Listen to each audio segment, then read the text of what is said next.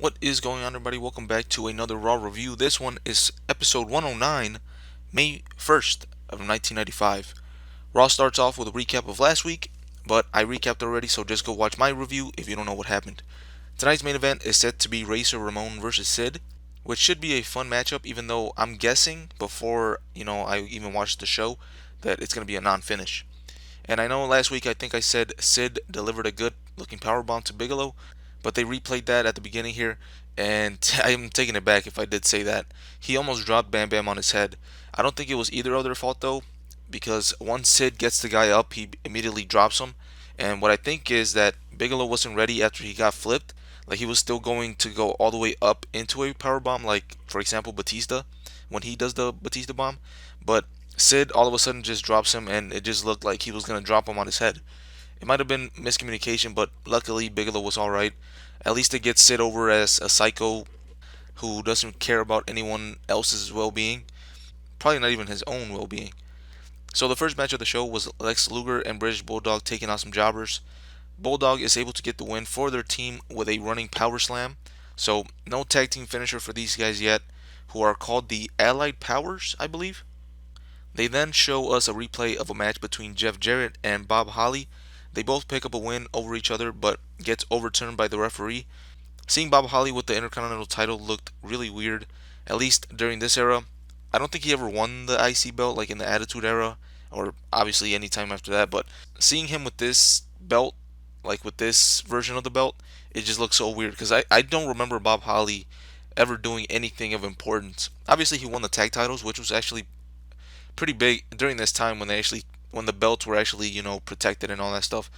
But seeing Bob Holly with the IC belt, it just looked super weird because I don't remember this ever happening, and obviously they overturned it, so it didn't really happen. So because of the controversy, the Intercontinental title has actually been declared vacant. Doesn't make any sense. Just keep it on Jeff Jarrett. They, Bob Holly and Jeff Jarrett are gonna have a rematch at a later time on a different show. I believe they said it on an episode of The Action Zone that will air later this week. Bob Holly comes out to face a jobber, and he picks up a win with a crossbody from the top rope. We'll see if they even mention the outcome of the title match next week, or if Jeff Jarrett will just come back out with the belt and they won't even say anything about Bob Holly holding the belt for a brief period of time. After the King of the Ring update, where they do announce Bret Hart versus Hakushi, which should be a decent match, we get a not so decent match between Mantar and a jobber. A World's Strongest Slam from the press slam position for the win. And I know not everyone is meant to be in the main event, but what was the goal for Mantar exactly? Like, what was he put on the show for? Like, just off the top of my head, you got a guy like Hornswoggle. He came in to be Finley's little leprechaun guy to help him win and cheat matches, and obviously after that it was just for comedy spots. But Mantar right now, he has no direction. Like, what is he there for? He's not being positioned to be in the main event. He's not positioned to be going after the mid card or in a tag team. What is he there for? And then, speaking what the goal is for someone, we get a video promo of Man Mountain Rock getting questioned by the guy who was at WrestleMania 11 backstage, Nicholas Torturo. To be honest with you, I don't know why I put this in the notes. I just have it down here, and then there's nothing else besides that. Like, there's no explanation of why or what was said in this video promo. I just have that Man Mountain Rock was questioned by Nicholas Torturo. I don't have no idea. Maybe it'll pay off in a couple weeks or something. Next up is Sid versus Razor Ramon. The match doesn't even begin before Sid nails Razor with two power bombs. Diesel comes out running before Sid can do any more damage. And man, you can tell when they really want to push someone. I get Sid destroying Bigelow, but he took out Shawn Michaels, which was the Royal Rumble winner, and Razor Ramon, who was probably their top face at the time, after Bret Hart, probably. So yeah, Psycho Sid getting that big old rocket jet pack, rocket up his ass. I don't know, something like that. Psycho Sid getting pushed. Just leave it at that. So next up, in another jobber match, we get Adam Bomb. He gets a win after hitting a clothesline from the top rope. He's set to face Mabel at In Your House to nobody's excitement. And Adam Bomb has these new merchandise Nerf footballs, which he throws into the crowd after the match. So if you're actually at the live event, that's something pretty cool. You get to, if he throws it at you, you get to catch a football from a superstar. You see, I'm not always hating on everything. Even if I hate the guy or his gimmick, if you have a damn football and you're throwing it to the crowd, let's say you throw 3 or 5 of them into there, you're gonna get some cheers. Like people are gonna be hype when they're at a live event to catch anything. So that's getting Atom Bomb some cheers. So good for them. They throw back to the locker room where Diesel and other guys are attending to Razor Ramon.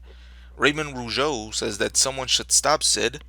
I think he should drop the mic and do something about it instead of just standing there. Why don't he do something about it? Call the police. You know their number. Then we get another damn jobber match. This one is a tag team match for men on a mission. They still come out rapping, but since they are now heels, nobody cares about them anymore. Mabel gets the win with a belly to belly slam as we get a close up of Mo's crotch in between Mabel's face. Disgusting. Or amazing, depending on your preference.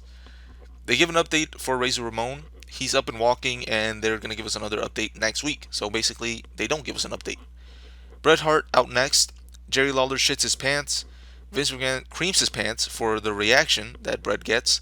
McMahon is trying to get to the bottom of this rivalry. Ask why Bret agreed to a match against Hakushi at In Your House instead of facing Jerry Lawler. Lawler says that he asked to face Bret first, but Hart calls him a liar. Bret Hart tells us that he's going to beat Hakushi in our house, and then he's going to beat Lawler in our house too. Again, not the best on the mic. And I like to play these awkward promos from Bret, but I'm going to skip it this week just to spare you guys. But yeah, it was just a weird promo from Bret. So he's going to face Hakushi, and I think he's going to face Jerry Lawler if he beats Hakushi on the same night. But I can't remember anymore. It's been so long since I watched these episodes. It's been at least 2 or 3 months. But that's pretty much it for the show, and with all the jobber matches, you can guess what my grade's going to be. This one is going to get a bad grade. I did like Sid taking Razor Ramon out. Now, I know that I always shit on them for not putting on matches or giving us non-finishes, but they're building Sycho Sid up as this monster guy that just doesn't care about anything or anyone. And the fact that he obviously took out Bigelow last week and Shawn Michaels before, and now he's taking out Razor Ramon when he was set to just have a match with him, like it just makes his presence felt a little bit more, if that makes any sense. So I don't really care that they didn't put on the match, even though they promoted it. With what they actually did, I'm fine with that. And besides the title match, no other feud is hot right now, and the title holders aren't really in any top programs. You have Jeff Jarrett.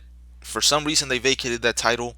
Doesn't make any sense. They're going to put it on the Action Zone, which might have needed more ratings, so that's why they're doing it there instead of putting it on Raw. But yeah.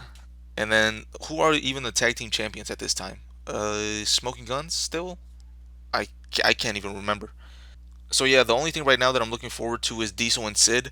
And Hakushi and Bret is also interesting just for the matchup itself, not because of anything going on with the feud between Jerry Lawler and Bret Hart. I'm waiting for that to be over. And if you know what's coming up with Jerry Lawler and Bret Hart during the summer, with who Jerry Lawler brings in, this is not going to get any better. Hakushi is probably like the peak of this rivalry in terms of matches. So, yeah, it's only going to get worse after that. And then Jerry Lawler implying that Bret Hart is a racist, like that's the main thing of this feud. But again, nothing has been explained as to how, why, who, like anything regarding to how Lawler came up with this assumption of Bret. And to be honest with you, he's kind of an idiot because if he's going to call anybody a racist, wouldn't he say that about Bob Holly? I mean, he's the one that races cars. Like, Jerry Lawler's just a fucking idiot. But yeah, with all that being said, I'm out. Next week is the final episode before the In Your House pay-per-view. So, until then, I'll catch you guys on the next one. I am out.